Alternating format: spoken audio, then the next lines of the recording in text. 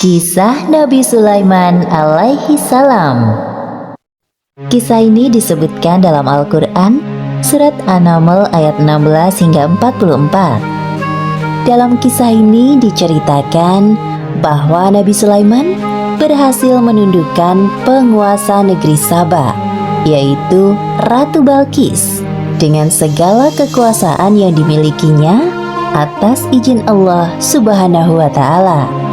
Nabi Sulaiman adalah anak dari Nabi Daud alaihi salam. Beliau mewarisi kerajaan ayahnya dan mendapat gelar kenabian. Allah Subhanahu wa Ta'ala juga memberikan beberapa mukjizat kepada Nabi Sulaiman. Di antaranya seperti yang disebutkan dalam surat An-Naml ayat 17. Dan untuk Sulaiman dikumpulkan bala tentaranya dari jin, manusia, dan burung. Lalu mereka berbaris dengan tertib. Pada suatu hari, Nabi Sulaiman dan bala tentaranya melakukan perjalanan. Sampailah mereka di lembah yang banyak semutnya. Namun tidak ada yang menyadari kecuali Nabi Sulaiman. "Wahai semut-semut, cepatlah kalian masuk ke sarang, agar kalian tidak terinjak oleh Raja Sulaiman. Dan ayo, cepat lari." "Siap, Ratu." Mendengar seruan Ratu Semut kepada anak buahnya, Nabi Sulaiman tersenyum dan menghentikan langkahnya. Kemudian mereka menunggu rombongan semut itu berbondong-bondong masuk ke dalam sarang.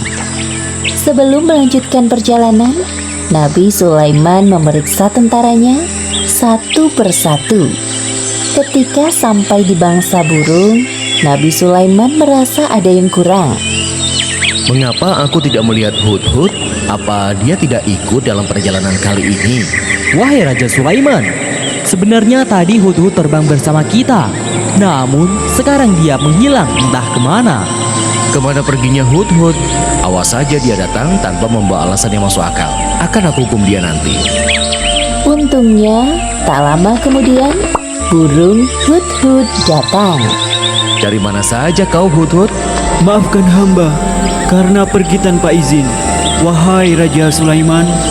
Namun sebelum menghukumku, sudikah engkau mendengar kabar dariku terlebih dahulu? Mungkin engkau belum pernah mengetahui tentang ini." "Perihal apa itu, wahai Hudhud?" "Jadi sebenarnya di tengah perjalanan tadi, hamba tertinggal dari rombongan. Terbang berputar-putar sampai akhirnya terdampar di suatu negeri bernama Saba. Negeri itu dipimpin oleh seorang perempuan. Namun sayangnya, hamba melihat ratu dan kaumnya sedang menyembah matahari, bukan Allah Subhanahu wa Ta'ala." "Apakah perkataanmu ini dapat aku percaya? Kau tidak sedang mencari-cari alasan agar lolos dari hukumanku, bukan?" "Wahai Raja Sulaiman, mana berani hamba berbohong kepadamu." Nabi Sulaiman mulai berpikir tentang kebenaran kabar yang dibawa oleh burung Hudhud. Kemudian beliau menulis sebuah surat. "Kalau begitu, aku ingin kau melakukan satu hal. Pergilah ke negeri Saba dan bawalah surat ini. Jatuhkan tepat di depan ratu kerajaan Saba, lalu bersembunyilah untuk mengintai keadaan. Aku tunggu laporan darimu di istana." "Siap, laksanakan perintah." Terbanglah burung Hudhud ke negeri Saba dengan membawa surat Nabi Sulaiman. Sesampainya di kerajaan Saba, burung Hudhud terbang ke dalam istana dan menjatuhkan surat di depan singgasana Ratu Balqis. "Hah? Sebuah surat? Dari siapa ini?" Sebelum pergi, burung Hudhud memberi hormat kepada Ratu. Ratu Balqis tercengang melihat seekor burung yang sopan seperti Hudhud. Sepertinya surat yang dibawa burung itu dari orang yang hebat. Apa ya isinya? Ratu Balqis penasaran dan langsung membaca isinya. Ternyata surat tersebut dari Raja Sulaiman. "Dengan menyebut nama Allah yang Maha Pengasih lagi Maha Penyayang, aku Sulaiman, utusan Allah. Aku mendengar bahwa ratu dan rakyat negeri Saba menyembah matahari. Sebagai utusan atau Nabi Allah, aku ditugaskan untuk mengajak kalian menyembah Allah. Segeralah bertobat sebelum datang kemurkaan Allah atas perilaku kalian, atau aku akan menundukkan kerajaan Saba."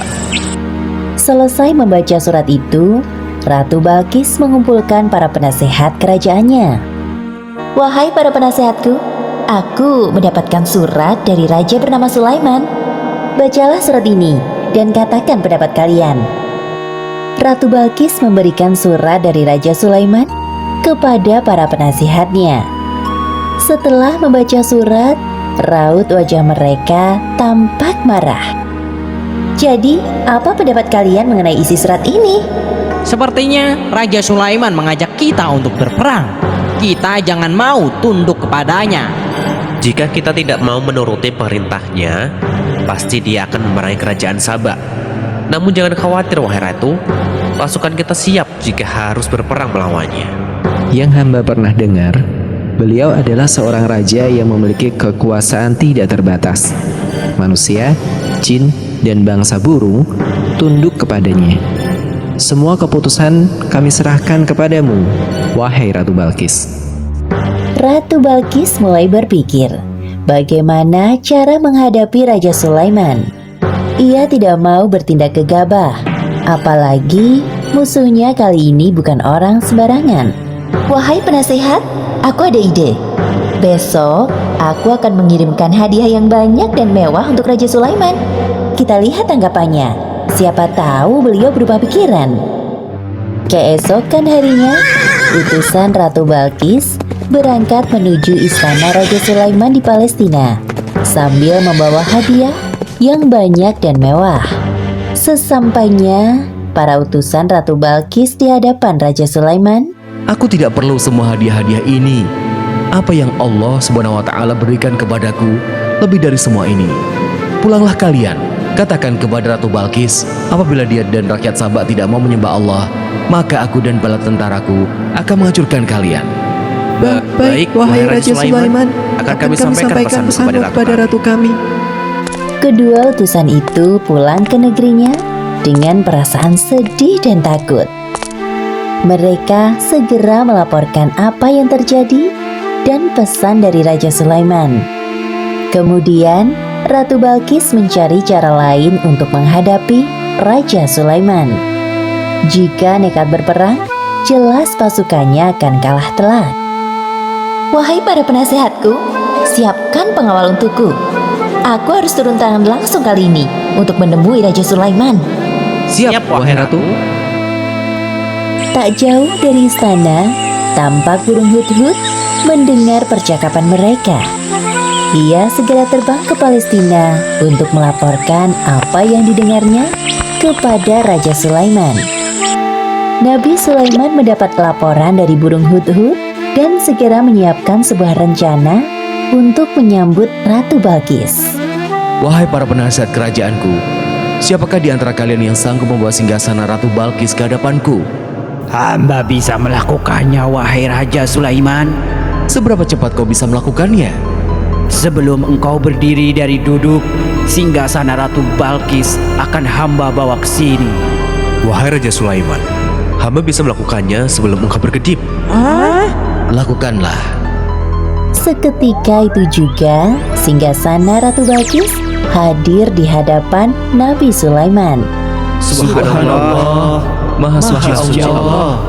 Inilah karunia dari Allah untuk mengujiku. Apakah aku bersyukur atau malah mengingkari nikmatnya? Seperti yang disebutkan dalam Al-Quran, surat An-Naml ayat 40. Barang siapa yang bersyukur, maka sesungguhnya dia bersyukur untuk kebaikan dirinya sendiri. Dan barang siapa ingkar, maka sesungguhnya Tuhanku Maha Kaya, Maha Mulia. Ubahlah sedikit bagian dari singgasana ini. Kita akan lihat apakah Ratu Balkis masih mengenalinya atau tidak. Satu lagi, ubahlah lantai istana ini berlapis kaca yang terdapat ikan-ikan di bawahnya. Akan kami laksanakan, wahai Raja Sulaiman. Rombongan Ratu Balkis sudah tiba. Nabi Sulaiman menyambut Ratu Balkis dan rombongannya di depan pintu istana. Kemudian diperlihatkan kepadanya sebuah singgasana. Selamat datang di istanaku, wahai Ratu Balkis. Silakan duduk terlebih dahulu. Ratu Balkis duduk di singgasana. Lalu ia pun merasa ada yang aneh. Seperti inikah singgasanamu? Iya, ini sungguh persis dengan yang aku miliki. Tapi tidak mungkin. Tadi sebelum pergi, aku melihat singgasanaku masih ada pada tempatnya. Aha, aku sedikit banyak mengetahui tentang kehebatanmu, wahai Nabi Sulaiman. Masuklah ke dalam istanaku, wahai ratu. Ratu Balkis tak henti-hentinya mengagumi keindahan istana Raja Sulaiman. Lalu pandangannya tertuju pada lantai jernih seperti kolam ikan di tempatnya berpijak. Seketika itu ia mengangkat sedikit jubahnya. Wahai ratu, tidak usah khawatir jubahmu akan basah. Itu hanya lantai yang terbuat dari batu berlapiskan kaca. Benar juga. Wah, semuanya ini sungguh indah sekali. Ratu Balkis benar-benar terpesona dengan keindahan dan kekuasaan yang dimiliki oleh Raja Sulaiman. Dalam hatinya ia merasa tidak ada apa-apanya dibandingkan Raja Sulaiman. Sesungguhnya, semua yang aku miliki adalah pemberian dari Tuhan pencipta alam semesta. Dialah Allah Subhanahu wa Ta'ala. Ya Allah, sungguh selama ini hamba telah berbuat zalim. Maafkan hamba. Mulai saat ini hamba berserah diri kepadamu, Tuhan pencipta alam semesta. Demikianlah akhir kisah Nabi Sulaiman alaihi salam.